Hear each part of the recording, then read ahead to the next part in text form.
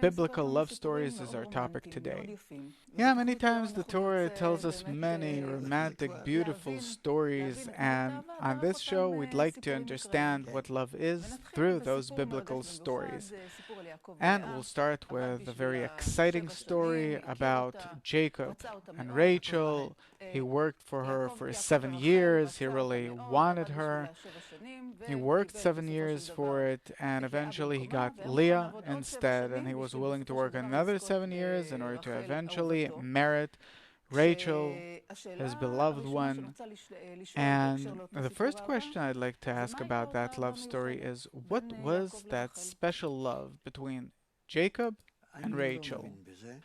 I'm not a specialist in this field. I can't compare it with the love of this world. I can't come down to the attraction that exists between people. It's not that I disrespect it.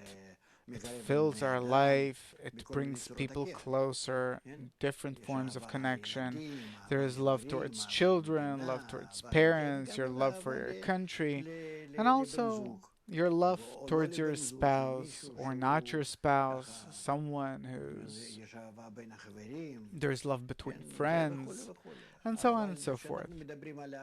But when we're talking about love, for some reason,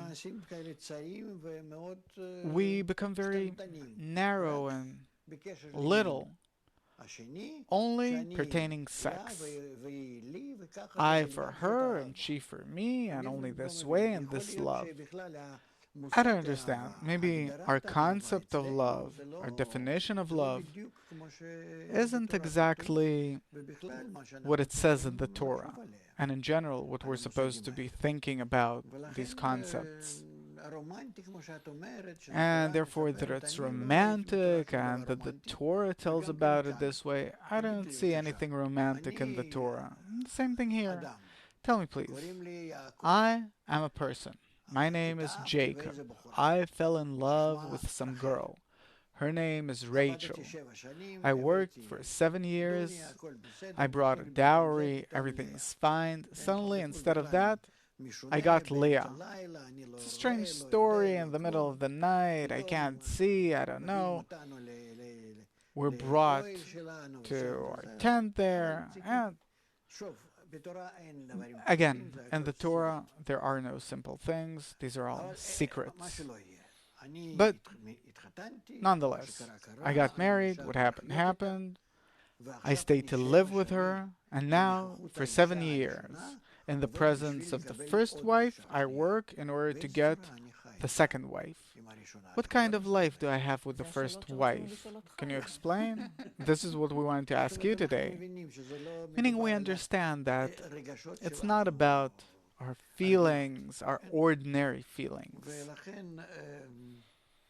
And therefore, we really have to delve into all these matters if we want to.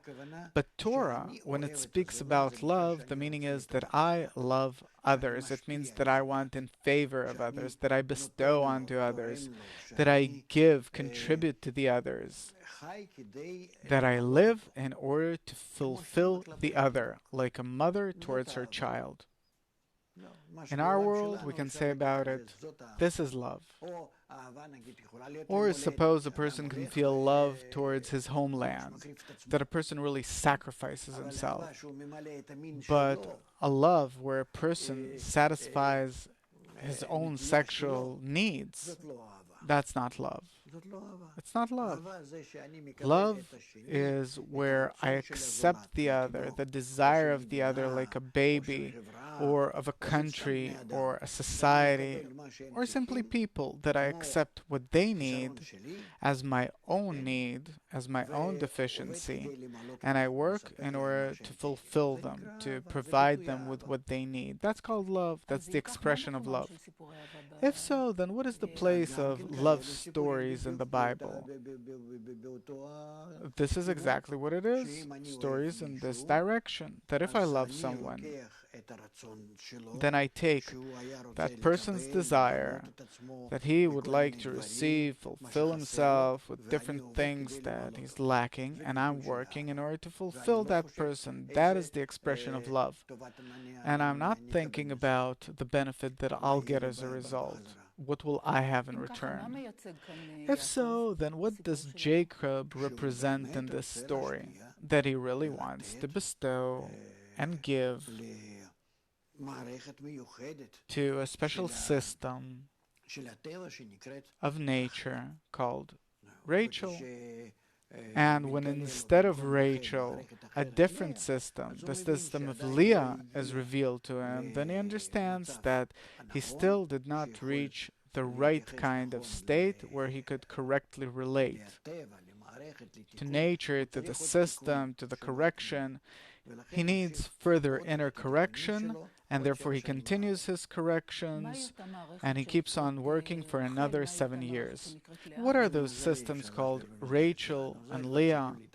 This is something that we can't explain on this show. In order to understand this, we have to delve into the wisdom of Kabbalah, but we're not talking about people here. The Torah doesn't speak about people or animals or beasts that are dealing with their bodily needs. So from what I understand, Jacob performs certain actions in order to correct himself, and he reaches a certain state called Leah, and then he performs further actions in order to correct himself, in order to reach an additional state called Rachel. And what does all that have to do with love? Fulfilling these systems with all of his exertion means that he loves them. But these aren't people. The Torah doesn't speak about animals, beasts, and as it says, all are deemed as beasts, meaning that I fulfill someone's urges or my own. Then who or what does he love? Where's the love here? The love is that I give, and not that I receive. So it's an action, it's not a feeling, the love. It's an action coming from a great, profound feeling, but it's not that I fulfill myself. I'm not doing it because this way I want to calm a certain urge of mine. So, from what I understand, you're talking about two completely different kinds of love.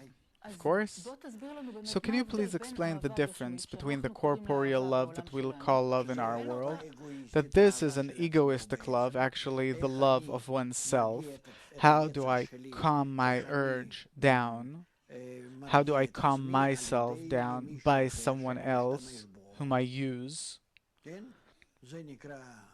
That's called the corporeal love of this world, animalistic love, because in this respect, our body is like any other animalistic body with all of its urges.